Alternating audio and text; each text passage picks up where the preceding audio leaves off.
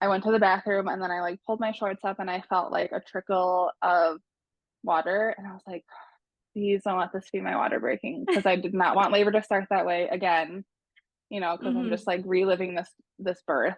I turned the light on and I was 99% sure that that was it because again, I had just emptied my bladder. It was clear. It was like a little bit thick. So I like went and laid in bed and I was like, should I call Lucky? And he's like, just call her. And I was like, okay, but it's like 2:45 in the morning, like it's so early. And he's like, she told you to call her. And I was like, okay, I'll call her. So she answered. It didn't even sound like she was asleep. I guess that's the life of a midwife. And I was like, this is what's going on. She's like, before she said anything else, she was like, okay, I just want you to know, like, we're gonna do this together. I know this is not how you wanted your birth to start. I'm getting like emotional because I just like Yeah. I love that. I love my birth team so much. Hey, you're listening to Empowered Births at Home with me, Esmeralda, the home birth doula, as your host. I am a mama of three, fellow home birther, and entrepreneur. I am completely obsessed with birth, more specifically, home birth. And this is a podcast where women share their empowering home birth stories, along with the journey that led them down the path to home birth. Whether you're currently pregnant, planning a home birth with your first or fourth baby, or even just someone who is a complete birth nerd like me, this is the podcast for you. So let's get into this week's empowering home birth story. We are on episode 33 today. We will be speaking with Emily, who will be sharing with us her story of experiencing a home birth transfer to a hospital and then her redemptive home birth story after that. Let's go ahead and bring Emily on. Hi, I'm Emily Negron. I am 32. I live in Wisconsin. I grew up here. We just moved back here at the end of 2022 and had our second baby here. I have two kids, Ezra and Felicity. We call her Cece. And my husband, Luis. We've been married for 5 years, together for six. Wow, And yeah, that's two awesome. dogs. Crazy. And so, did you have both of your babies at home or just one of them? They were both intentional home births. With Ezra, my oldest, he turned 3 in July. We were a hospital transfer with him, and then Cece was born at home Okay. in January. She's a New Year's Day baby. Yeah, that's awesome. Yeah. And so, what kind of made you start thinking about home birth as even being an idea, especially with your first? Well, like most other people, I saw the business of being born. Mm, I watched that in high school. I think I was like a junior or senior in like the upper level, like home economics class or like whatever those classes were called. I remember watching that and I was like, I'm gonna do that when I was mm. like 17 years old. And I didn't Wow. even know if I wanted kids at that point, but I was like, well, if I have kids, I'm definitely not having them in the hospital. And then my husband and I got married, and then like 6 months later decided to start trying to have a baby. And we had spoken about home birth just like on and off, but nothing like serious. And my husband was like, okay, well, we'll talk about it like when it comes. Yeah. And then we got pregnant a lot faster than we thought we were going to. So I was like, okay, well, we have to talk about this now because it's here.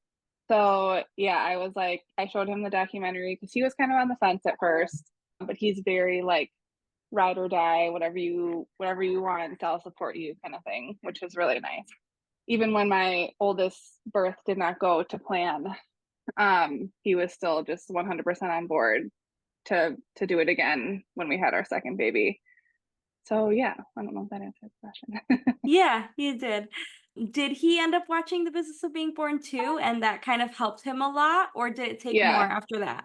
no, that kind of like sold him. He just didn't know because and he's like where he's from Puerto Rico, so it's not really like that big over there. His mom had three boys and they were all unmedicated, but they were all in the hospital. Yeah. So he just didn't really like he didn't really know anything about it. He didn't really know that it was an option for us. But then once he saw the video and he was like, okay, well, I trust you. Let's do it. And then I think he felt a lot better too after he met with our midwife and he was like, oh, okay, this is she knows what she's doing. She's been doing this for like 20 plus years, you know, that kind of thing. And I think too, I started off my pregnancy with my first with an OB because it happened so fast. And I was like, I don't know what to do.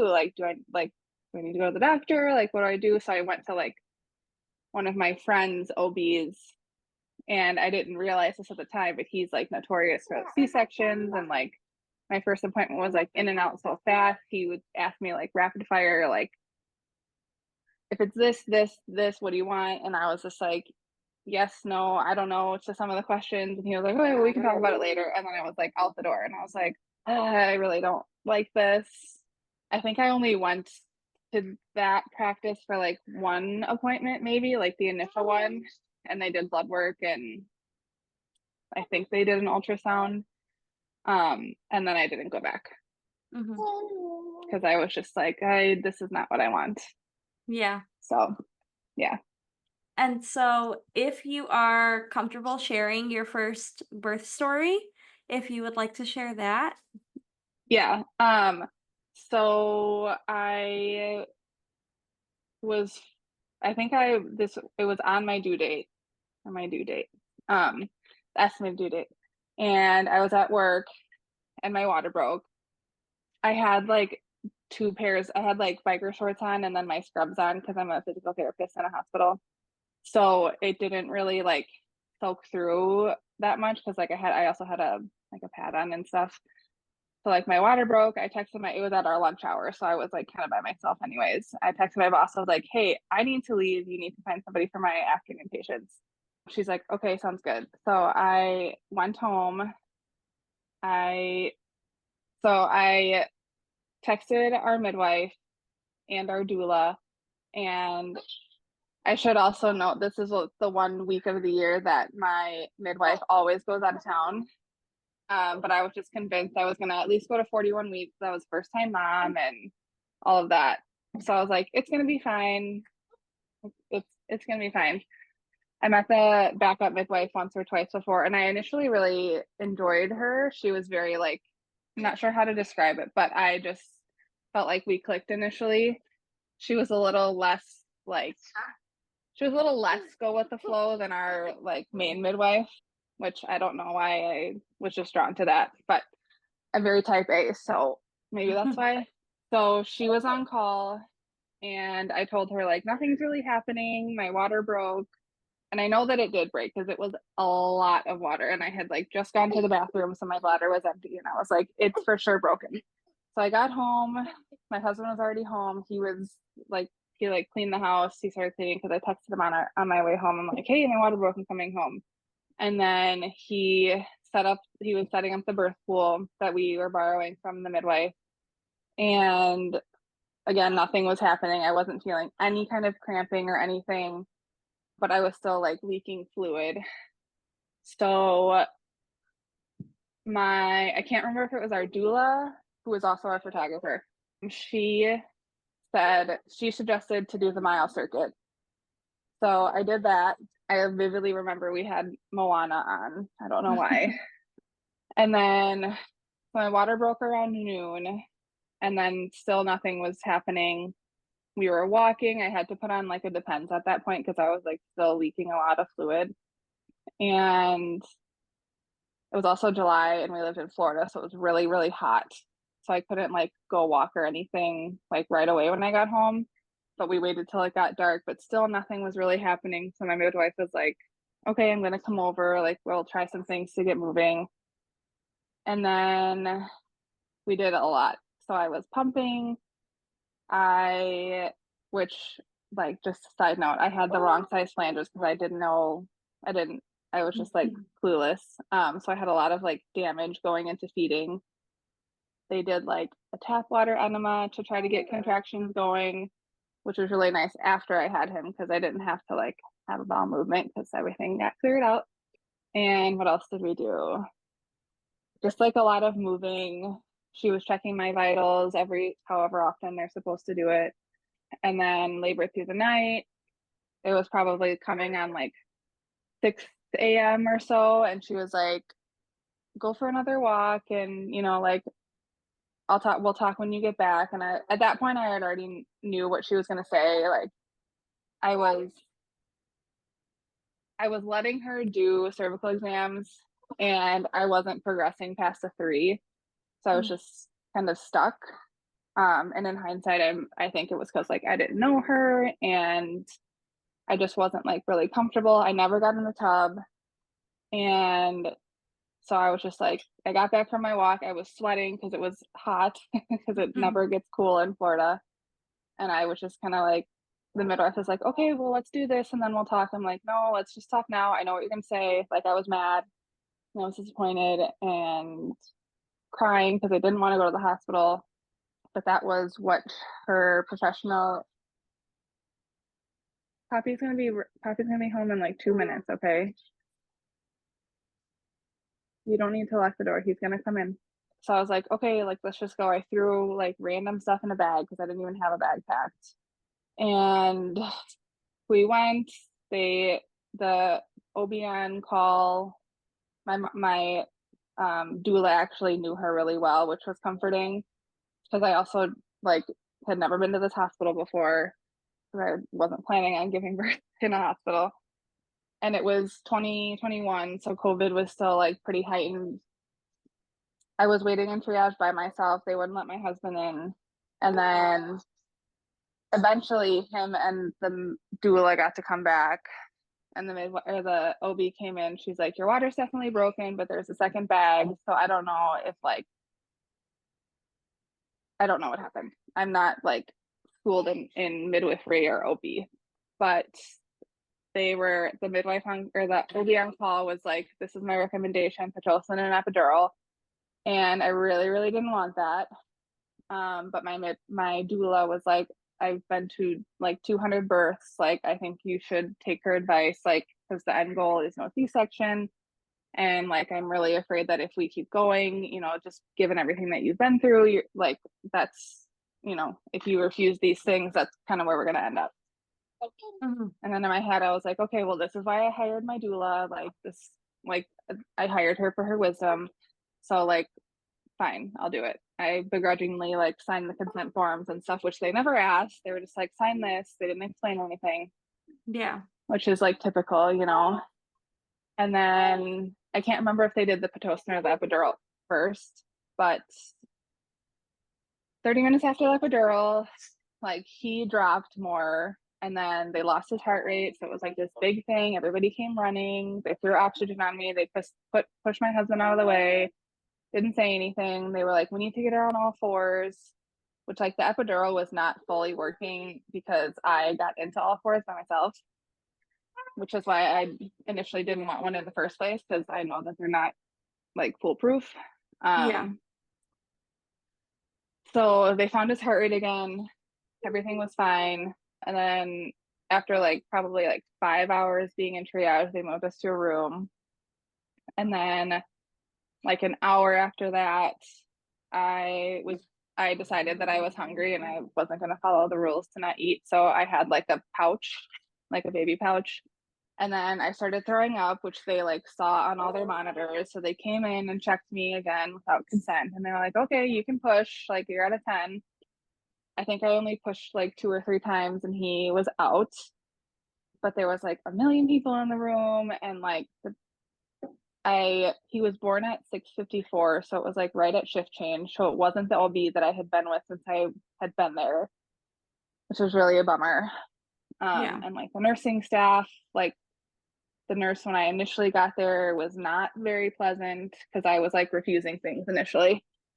And then she ended up warming up, like we warmed up to each other and like she stayed past when she had to leave because she was like, no, I've been with her this whole time. Like I'm gonna stay with her. Like so that was nice. But then like after that we had a lot of like feeding struggles and like my lactation support in the hospital was horrible and he was a little bit jaundiced and we just had a very, very bad experience in the hospital. Like all of my preconceived notions about giving birth in the hospital were like met, Mhm. just between like the neonatologist and the baby or the OB that was there when my son was born.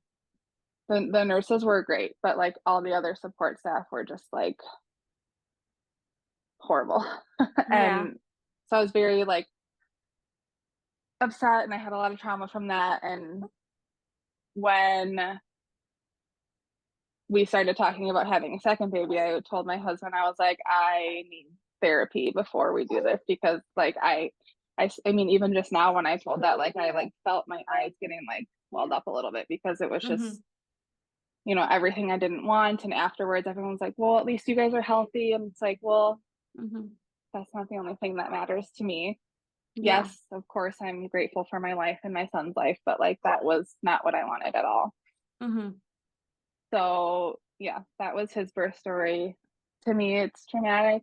But I did, like I said, I was probably in therapy from week like 8 until like week 8 of my pregnancy till my daughter was probably like 10 weeks old. Mhm. Just like still working through that and then working through like things that came from that or like so or like any like fears that I had for my second birth. So yeah, that was Ezra's birth. That was my first birth. Yeah. Thank you so much for sharing that. I really do appreciate you sharing that. I know it can be so hard sharing about something that is definitely traumatic for you, but also when other people are telling you it wasn't traumatic, it can be even harder to tell it because you feel like maybe you shouldn't be making as big of a deal about it Right, as you are, but right, really what only matters is how you feel. It doesn't matter what anyone else thinks about the event, whether they think it was a great birth or a bad birth or a traumatic birth, whatever they think, it doesn't matter. What matters is how you feel about it. And so right. if you felt it was traumatic, then that's what it was. And so I really do appreciate you being able to share that here with us because it can be hard sharing those kind of Hmm. stories. Yes, and thank you for giving the space to like let people like me tell their because sometimes they are like sometimes home birth transfers are traumatic and Mhm. like it's not always sunshine and rainbows, but it's not always like worst case scenario either, like so yeah, Yeah, definitely. Because most people will think, oh, a hospital transfer means something bad happened, like really, really right, bad happened, and you had to go to the hospital. But that's not always the case. Sometimes it is right, just your providers are kind of recommending it, and it could still end in a traumatic birth, yeah, even if what's happening in the moment isn't very traumatic or anything like that. So, right, right, mhm. and that's what like a lot of people in my circle at the time didn't understand, and so that made like postpartum a lot harder too because like none of those people were there, none of those people knew like what was in my heart. My husband did, and he was, Mhm. he just felt helpless. He's like, I can't do anything. But so yeah, I had a lot of like healing and like inner work to do before our daughter was born. Yeah, absolutely. And I do really recommend that for anyone who is listening and feels like they did have a traumatic birth, whether people are telling them that it was or not, to definitely seek out help with Hmm. either like a birth trauma expert or even just a therapist and get all of that out, especially if you do plan on having more babies, Hmm. because all of those fears and that trauma will come back up during your Yep. next birth. So it Yeah. is something that should really be focused on if that Yeah. is something that happened to you. Yeah. I did therapy like within like the first 6 months of my son, like that my son was born. And I just wasn't really like clicking with the therapist. So it kind of just like faded off. And then once I was pregnant with Cece, that's when I like really like dug in and like did the work. And the therapist that I worked with that time was a birth trauma like specialist. Like she specializes with moms and like pre and postpartum and all that Mhm. kind of stuff. So that made a huge like the therapist itself made a huge difference too because she had been through similar things. So it was easier for her to relate to me and be, and, validate me. And so that was really helpful too. Yeah, definitely. So Is if the first therapist you work with doesn't click, just keep looking because the right one's out there. mhm. Yeah, absolutely. Is there anything else that you did differently when you got pregnant or even before besides therapy to kind of help with um, planning for your next home birth? I think I did. Well, I know, not I think. I did a lot more research on like my birth team and midwives. Granted, we were in a completely different state this time, but I didn't just go with the first midwife practice that I found. I did a lot of research and I looked on a lot of like the mom groups, like read literally every single inch of every single midwife website that I could find. I read like testimonials, I talked to other moms, and I invested a lot of my time in picking the birth team that I felt was going to serve me the best. And Mhm. also, the midwife team that I had in Florida was amazing. Like, there was, my birth just went the way that it went, and it was unfortunate, but like, the midwife that I had for my entire like prenatal care was amazing. Like, I would have birthed with her again if we would have still been in Florida. Yeah. Just hopefully not with the due date of the week that she's gone. Yeah, definitely. That is something that I also like to touch on because who you have there at your birth is so like a vital key to how your birth will go. Hmm. And just like you said, how you probably weren't comfortable with this woman who you only met one time or a few times before, and she wasn't really supposed to be the one who was at your birth. It was supposed to be the other midwife. That could have Right. been a lot of the reasons why your birth went the way it did. Yeah. And so knowing, even if you do take on like a midwifery practice where they have a bunch of midwives, it's really important to meet every single midwife and make sure that you actually are getting appointments with them more Hmm. than once so that Right. you know who's coming into your birth space and you're not feeling like that when you're Right. in labor.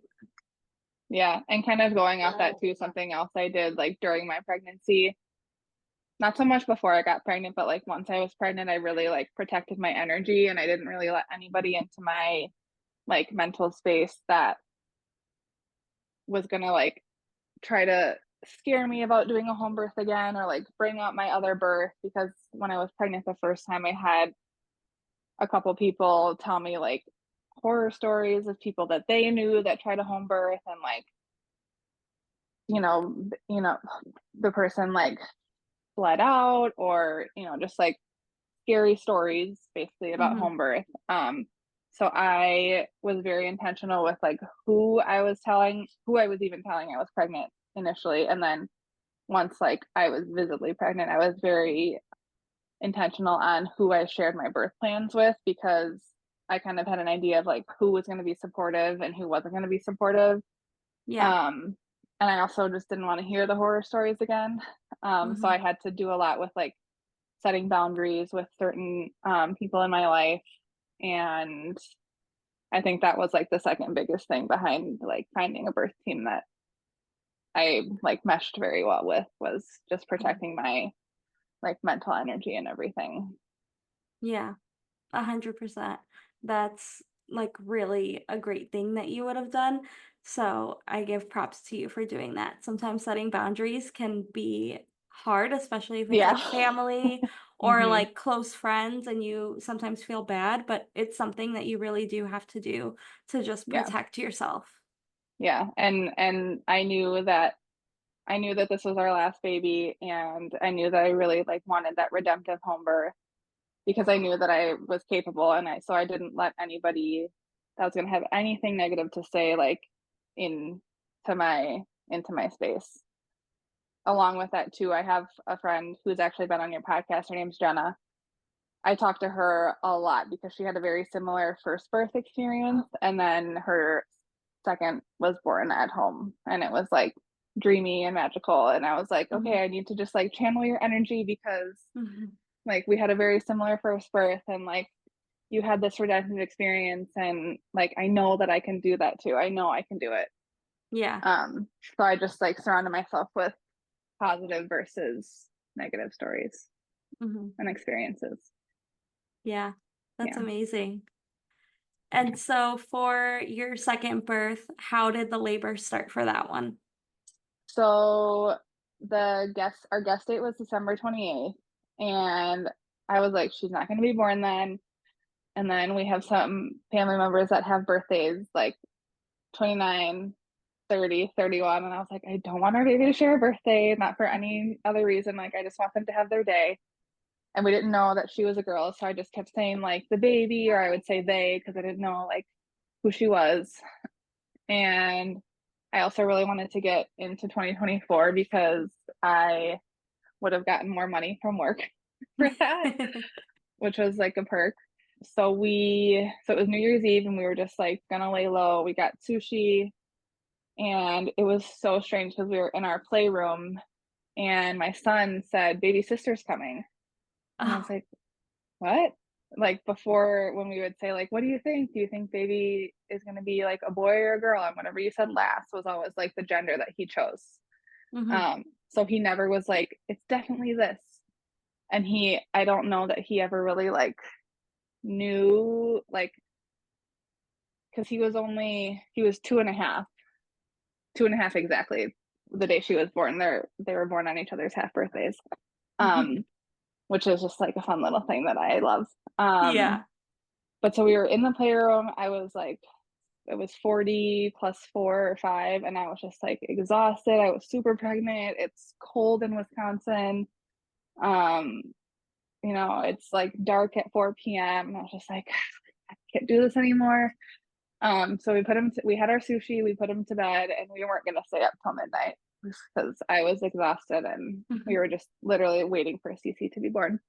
So we got up into bed. All of our birth stuff was like set up in her room just so we could like move it into our room when things got moving. And I just remember being in our master and I was telling my husband, I was like, wow, my back is really hurting. Like, I don't know what this is. And I was kind of in like I think they call it puppy dog, that yoga position. Like I was just like on pillows and my butt was in the air. And I was like, I just cannot get comfortable. And I was like, let's just go to bed. And it was funny. I was just like scrolling on Instagram too. And my midwife team had posted like, okay, we're going to bed early because you never know if there might be a New Year's baby. And I just like replied, I was like, me, hopefully. And I like had no idea, obviously. So that's just like a fun little thing. So we went to bed and one of our dogs ended up getting sick multiple times overnight. Mm. And you wake up to like the dog puking sound, and I'm just like, okay. So I like got up. It was like 2:30 ish in the morning. I got up because I had to go to the bathroom, and then while I was in the bathroom, oh no, before that I had cleaned up his puke because I was already awake, and I was like, I'll just clean this up, and I was like, let me go to the bathroom once since I'm up. I went to the bathroom, and then I like pulled my shorts up, and I felt like a trickle of water, and I was like, please don't let this be my water breaking because I did not want labor to start that way again, because I'm just Hmm. like reliving this birth. I turned the light on and I was 99% sure that was it because again, I had just emptied my bladder. It was clear. It was like a little bit thick. So I like went and laid in bed and I was like, should I call Lucky? Should I call Lucky? Our midwife's name is Lucky. So I was telling my husband and he's like, just call her. And I was like, okay, but it's like 2:45 in the morning. Like it's so early. And he's like, she told you to call her. And I was like, okay, I'll call her. So she answered. It didn't even sound like she was asleep. I guess that's the life of a midwife. And I was like, this is what's going on. She's like, before she said anything else, she was like, okay, I just want you to know, like, we're gonna do this together. I know this is not how you wanted your birth to start. I'm getting like emotional because I just like Yeah. I love that. I love my birth team so much. Like if I didn't hate being pregnant, I would have a million more babies with them. Like Hmm. they are like my midwives were amazing. So she like acknowledged that this was how it was starting, probably, and like validated my feelings because that was something else like during prenatals. like with a midwife, they're an hour long and the clinical stuff takes maybe 10 minutes. The rest of the time you just Mhm. spend like talking, getting to know them. So we had talked through Ezra's birth story at length, probably like at least twice. And then like other parts of it, intermittently throughout prenatals. So she, acknowledged that this is happening and she's like, try to go back to sleep, which was my plan anyways. She's like, I'll check in at like 8 and just see how things are going. Mhm. So I was like, okay, sweet. So I went back to bed and I kind of just laid there. I think I slept probably on and off, and I felt like some twinges of maybe some cramping and maybe some contractions starting, but I wasn't like sure because they weren't like, they didn't have like a definite start stop, whatever. Yeah. And then I think at probably like 7, I woke up and just like went and laid on our couch because I was really uncomfortable. Couldn't get comfortable anywhere at that point.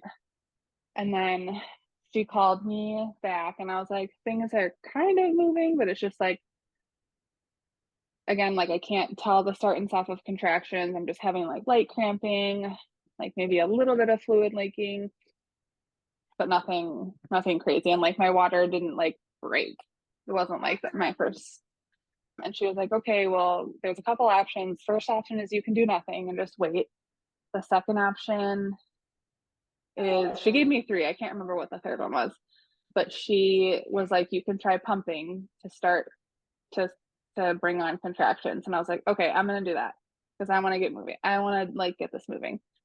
So I think oh gosh, I don't even remember the protocol. I think it was like 15 minutes per side and then rest for 30 minutes maybe. And then I think that's what it was. So I did that, and for the 30 minutes I like rested. I was inside lying with like a pillow between, to try to like open up my pelvis. And in that 30 minutes, things kind of died down. So I was like, I'm gonna do this again. And then the second time I did it, I can't remember if I had already switched sides, but the contractions were like coming. Like they Mhm. were strong. I was like, okay, this is for real. So I was texting Lucky, my midwife, and she was asking me, she's like, do you think you could talk through it? And I was like, I could, but I don't really want to. I just feel like it would be annoying to talk through it. So she's like, okay, I'm going to call you and then like just listen to you go through a contraction. And this was at probably like 10:30 in the morning. And so she called me and she's like, okay, I'm going to gather my stuff and come over once she heard me like go through a contraction. She's like, you can take your pump off. Like you can stop that. Like it's happening. And I was like, okay. And I had like the little like contraction timer on my phone to like start and stop. And it kept saying like, go to the hospital, go to the hospital, go to the hospital. I'm like, no. And then the rest is kind of a little bit of a blur. So like people on my birth team started showing up. So our doula and photographer came. My 2 of my best friends came and they were helping Lewis like get everything set up. Like they were filling the pool. And I was like on my hands and knees on the side of our bed. I was like up with my arms on top of the bed at one point. I spent a lot of time like going like on and off the toilet. I say on and off like it was a quick thing, but it took me forever to get off of the toilet and like back to our bed. And then like they were like, okay, I'll empty your bladder again. And I was like, it's gonna take me 30 minutes to get there. Walk 6 feet. So I was on and off of that. They were checking baby, checking my vitals. And then at some point, my last girlfriend got there. So I had our doula slash photographer. Our midwife team was like the head midwife and then 2 students who I had seen all 3 of them every single prenatal. So I knew all of them very well. And then my husband and then my mom pretty early in the day came and picked up my son, which I kind of wanted him there, but I think it was just like too much with like a daytime birth, and he was literally just running up and down our hallway. He's like, I just need to run. And I was like, okay, well, I'm like having your sibling. So, so yeah, I went back and forth between like kneeling by the side of the bed and the toilet a lot. And then eventually the birth pool was ready. And I was like, I need to get in there now. Like, I'm very uncomfortable. I don't want to do this. out of the water. And so I got in and I had like instant relief. And I think I got in the tub around like 1:30, probably somewhere around there. And then I was just talking to one of my girlfriends the other day, actually, and she's like, "Yeah, you got out of the tub to go to the bathroom again, and then you got back in." And I was like, I had no recollection of doing that. I was like, "Wait, are you serious?" She's like, "Yeah, I helped you." And I was like, "Wait, what?" Like, I have no, and then I came home and asked my husband, and he was like, "Yeah." I was like, I was just like blown away by that. Like, Mhm. because I literally had no idea that I got out of the tub. I thought I got in and then I was in. So I labored in the tub like for the rest of the time until she was born from like 1:30, and then she was born at 5:50. But they, they were just checking my watch. They were leaving me alone a lot, which was nice. Which was what I wanted. And then they would check in every now and then and do vitals, listen to baby's heart tones, that kind of thing. And I remember being really, really, really hot. I like wanted a window open at one point, and they're like, "Emily, no, it's like 0 degrees outside. Like it's January 1st and we live in Wisconsin. Like, no, we're not opening a window." And I was like, am sweating. This water is hot. Like my best friend, God bless her. I love her so much. She doesn't have kids yet. She has never seen a birth, but I was like, I need her there. So she was like, had a fan on me. She was like bringing my cup up to me every time I needed water, or every time the midwife said, like, give her a drink, literally, like, right by my side. Like, she was basically an extension of my husband. Like, having her there was like, I'm getting chills. Like, that means the world to me. I heard Jenna say this in her interview with you. She's like, everybody needs a best friend at their birth. And like, I'm here to say, absolutely yes. Every girl needs her best friend at her birth. So I labored in there for a while, and then almost like right at 5. So she was born at 5:50. Right at 5, like 50 minutes before she was born, I felt my water break all the way, and I felt like, I don't know, she just like dropped right into like my pelvis. Like it was like the energy shifted immensely. It got so painful. Like up until then, I was just like feeling like really, really bad period cramps, but this was actually like, I was like, I'm hurting. I Mhm. like said ow so many times, and they were just like, let it out. It's okay. Like say ow. It's okay to say ow. And I just remember like screaming, like I was being so loud. I was like, man, I'm really glad Ezra's not here. Like, because I feel like he might be really scared. And then, and then at the other, like in the next breath, I was like, man, I really hope my neighbors can't hear me. Like I'm being so loud, and like our houses are kind of close together. And like I've asked them now, and they're like, "No, we didn't hear you. We didn't even know you were doing that." But I was like, "Man, I was like, I'm being really loud." And then at one point, they were asking me, "What did she ask me?" She asked me something, and I was like, "Yeah, yeah, yeah, yeah, yeah. Okay, okay." And I was like, "I'm really sorry. I'm not trying to be sassy. I know, I know." Oh, because like her like Cece's head was out, and they were like, "Oh, there might be a pause." And like I'm like a birth junkie. Like I watch so many videos, I listen to so many people talk about birth. I'm like, okay, there's gonna be a pause. Like she's not like this birth is not just gonna, and I could feel her head too. Like I was like holding my hand on there. And but like I wasn't pushing. They were like, you can push if you want. And I was like, I don't want to, like I'm exhausted. I don't have any energy left. But they could see that I was progressing like with a mirror. They were holding a mirror in the water, but I never had any like cervical checks. I was very explicit during prenatals that I didn't want any of that. I didn't want to know how dilated I was. I didn't like, I'm a very like in my head kind of person sometimes. So I just kind of like let my body do it. And I don't know for sure if it was fetal ejection reflex, but like her head came out, and I didn't push it out. I was just like, okay, I'm just gonna, like at the end, like as she was coming out, I was like, I just need to just like sit here and like let my body do it. Like I'm so tired. I don't have the energy to do it. Like like they're coming, and I'm gonna let it let them come out.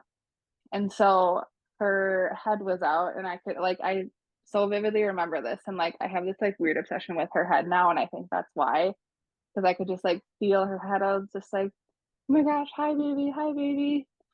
And, I think I say that in, because I have a birth video too, I think I say that, and then they're like, "Okay, the next contraction, like, she's probably gonna come all the way out." They didn't say she because nobody knew that she was she, except for, like, all my girlfriends.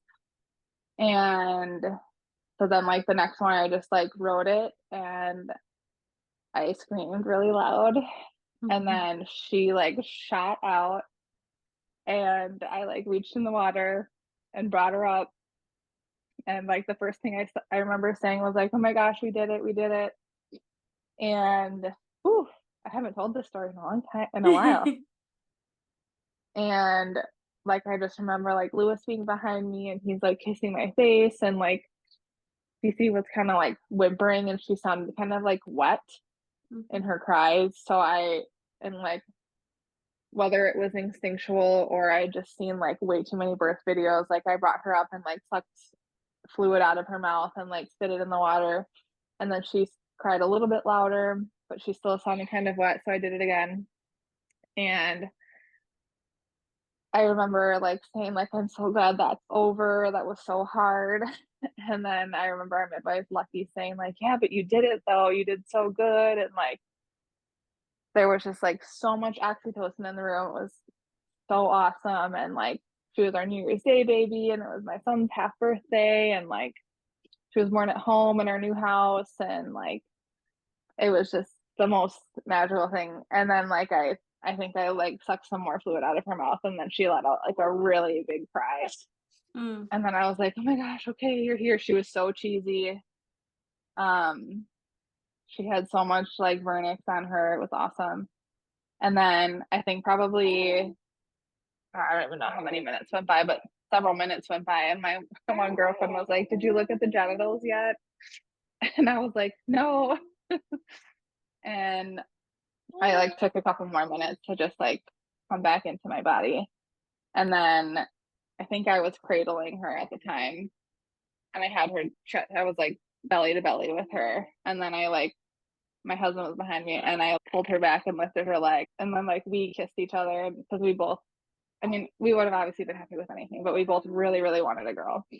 And I think I said something and I was like, "Hi, sweet girl," or something like that. And then like the rest of the room knew that Cece was here and almost the same time as her brother, if you take into consideration time zones. And yeah, and then we got out of the pool pretty quickly because they didn't want her to get cold or me to get cold.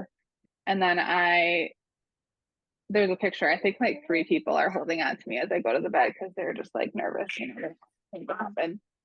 And then I think I was nursing her, like, while we were trying to get the placenta out because my best friend was also very inquisitive. She's like, "Okay, so, we made it, right? Like, we don't have to transfer to the hospital, like, we're good?" And they're like, "Well, the placenta still has to come out." And she's like, "Okay, well, it's been this many minutes, like, you said we have an hour like, you said there's an hour, so, like."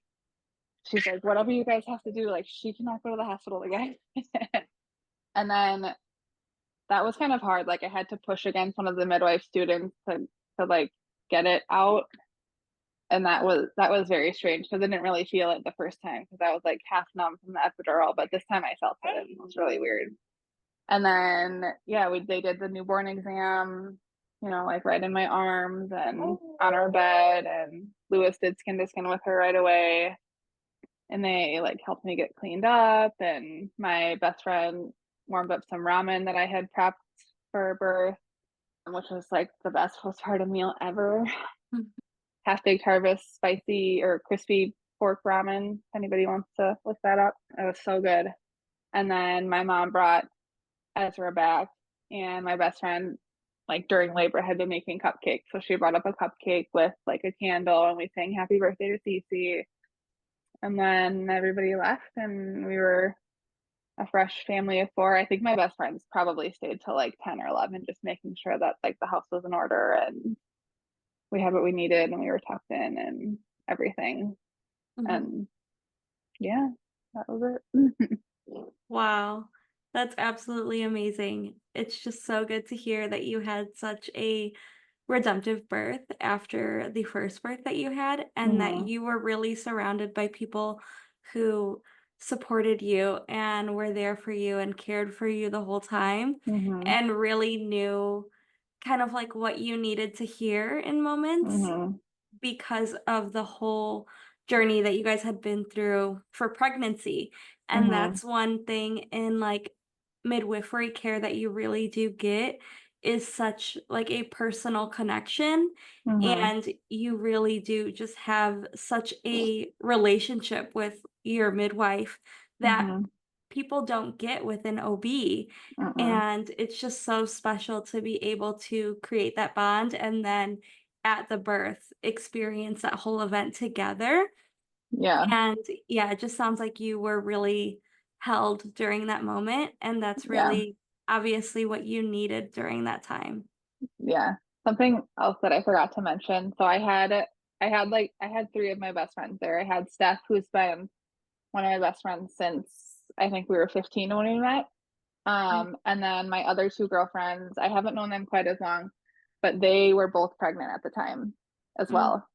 So there's like a picture that all 3 of us are in there, and it's just like really cool to look back on those pictures and be like, wow, like all of our babies were like there, and then now they're all like earthside, and like, mhm. so that was just like really cool. And it was like my one friend, I was like, your purpose is to kick Lewis out and like make him go take a break because he's not going to go take a break, but he's going to need to take a break. So your job is to like kick him off of the stool. And she did that. And I was like, good. That's exactly what I needed you to do. Yeah.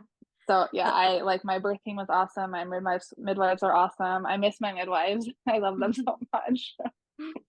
Yeah, that's amazing. Well, thank you so much for sharing that story with us and just everything that you were able to share on the podcast today. Yeah. Thank you for making the space.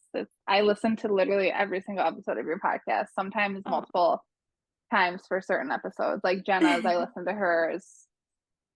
I lost count of how many times I told her that. I was like, I listened to your birth story again because I just like wanted to like channel that positive energy and that redemptive experience.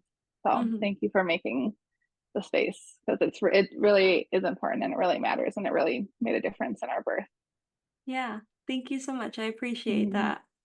Wow, how absolutely powerful was it to hear those stories? I am so thankful to everyone who comes on to share their stories, but it's just even more meaningful when women come on and share a story that is hard for them to share, whether it was a traumatic event for them or it was just a birth experience they really didn't want. And I really, really am so thankful for all the women who come on and share that experience. And then it is just so heartwarming to hear the redemptive and healing births that they share afterwards. I do just want to say again that it really does matter who your birth team is, who is in your birth space, and to protect all of that energy. You really do need people in the room during your birth who will hold you, who will support you, who will care for you, and who do honestly, truly love you. That is such a key point in having a successful and empowering home birth. So definitely do not take it lightly on who you pick as your birth team. Go through as many midwife interviews as you have to, as many doula interviews as you have to, and just make sure you really do put a lot of emphasis on who you're picking to be there at your birth. If you are currently planning and preparing for a home birth, then I'd love to share with you more information about the Empowered Home Birth course. This is a home birth based birth course, and inside this 8-week program, you will receive educational videos and weekly emails filled with additional resources for you to prepare for your empowering home birth. Once you purchase the course, you also get perks such as access to my entire resource library and private community chats. To enroll, click the link in the show notes and get started on the journey to your empowered home birth. Thank you so much for listening. If you enjoyed this episode, I'd love for you to share with any family or friends who may benefit from these empowering stories. Also, don't forget to leave a 5-star rating and review to help others who are searching for this information find this podcast. I'll see you next week for another empowering home birth story.